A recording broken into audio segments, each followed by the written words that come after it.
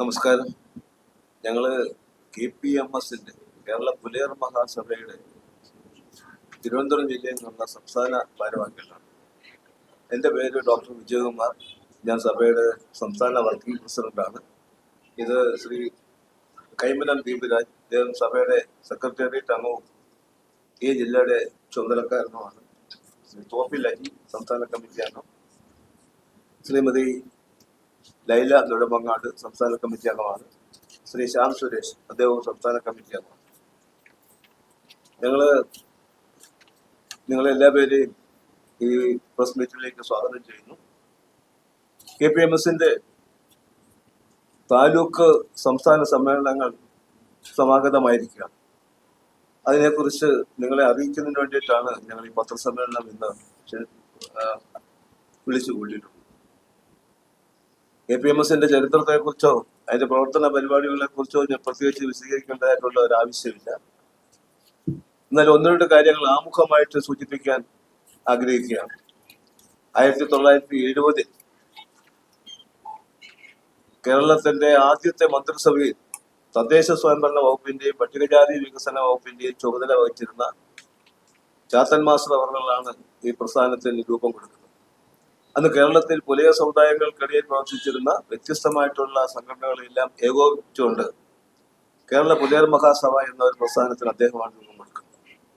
ശ്രീ ചാത്തൻ മാസ്റ്റർക്ക് ശേഷം പിന്നീട് മന്ത്രിയായി തീർന്ന PK രാഘവൻ തുടങ്ങിയ ഒരുപാട് പ്രതിഭകൾ ഈ പ്രസ്ഥാനത്തിന് ഊടും പാവും നൽകിക്കൊണ്ട് അതിന്റെ പ്രവർത്തനങ്ങളുമായി മുന്നോട്ട് പോയിട്ടുണ്ട്. ഇപ്പോൾ ശ്രീ പുന്നല ശ്രീകുമാർ, അദ്ദേഹമാണ് സഭയുടെ സമുന്നതനായ നേതാവ്, KPMSന്റെ ജനറൽ സെക്രട്ടറി.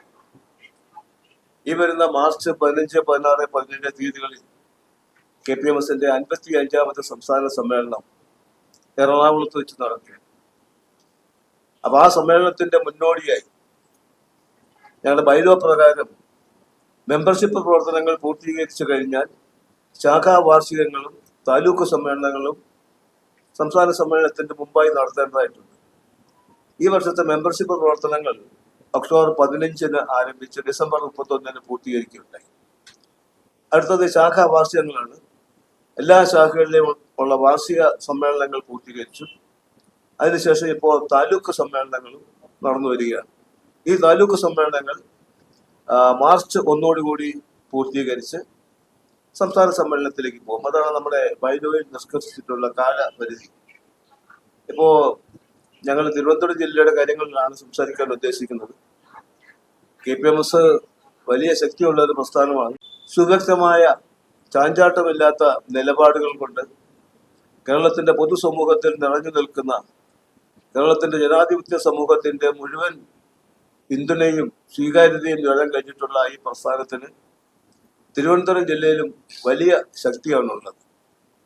8 യൂണിയനുകൾ എന്ന് പറഞ്ഞാൽ താലൂക്ക് അടിസ്ഥാനത്തിലുള്ള 8 യൂണിയനുകൾ ഈ ജില്ലയിൽ പ്രവർത്തിക്കുന്നുണ്ട്. തിരുവനന്തപുരം, കഴക്കൂട്ടം, കാട്ടാക്കട, നെടുമങ്ങാട്, കോവളം, മംഗലപുരം, ബാലരാമപുരം, ശ്രീകാര്യം എന്ന 8 ഏരിയ യൂണിയൻ. ഈ ഏരിയ യൂണിയനുകളുടെ കീഴിലായി 110ഓളം ശാഖകൾ പ്രവർത്തിക്കുന്നു. ഈ ശാഖകളിലെല്ലാം കൂടി 100 കണക്കിന് പ്രവർത്തകരും അംഗങ്ങളുമാണ് സഭയ്ക്ക് തിരുവനന്തപുരം ജില്ലയിലുള്ളത്. അപ്പൊ ഈ ശാഖകളുടെയൊക്കെ തന്നെ വാർഷിക സമ്മേളനങ്ങൾ പൂർത്തീകരിച്ച് ഞങ്ങളിപ്പോ യൂണിയൻ സമ്മേളനങ്ങളിലേക്ക്, താലൂക്ക് സമ്മേളനങ്ങളിലേക്ക് കടക്കുകയാണ്. യൂണിയൻ സമ്മേളനങ്ങൾക്ക് മാർച്ച് 15 തുടക്കം കുറിക്കുകയാണ്. മാർച്ച് 15 അല്ല, ഫെബ്രുവരി 15 തുടക്കം കുറിക്കുകയാണ്. മാർച്ച് 1 കൂടി നമ്മുടെ യൂണിയൻ സമ്മേളനങ്ങൾ സമാപിക്കും. മാർച്ച് 1 തീയതി തിരുവനന്തപുരം കഴക്കൂട്ടം യൂണിയൻ സമ്മേളനങ്ങൾ ജനറൽ സെക്രട്ടറി ശ്രീ പുന്നല ശ്രീകുമാർ, അദ്ദേഹമാണ് ഉദ്ഘാടനം ചെയ്യുന്നത്. ഫെബ്രുവരി 15 നെടുമങ്ങാട്, അതുപോലെ തന്നെ 22 തീയതി കോവളം, 28 തീയതി കാട്ടാക്കട എന്നീ യൂണിയൻ സമ്മേളനങ്ങൾ working president doctor R. Vijayakumar ഉദ്ഘാടനം ചെയ്തു. മംഗലപുരം യൂണിയൻ സമ്മേളനം ഫെബ്രുവരി 15 ബാലരാമപുരം യൂണിയൻ സമ്മേളനം ഫെബ്രുവരി 28 സെക്രട്ടേറിയറ്റ് അംഗം ശ്രീ കൈമനം ദീപരാജ് ഉദ്ഘാടനം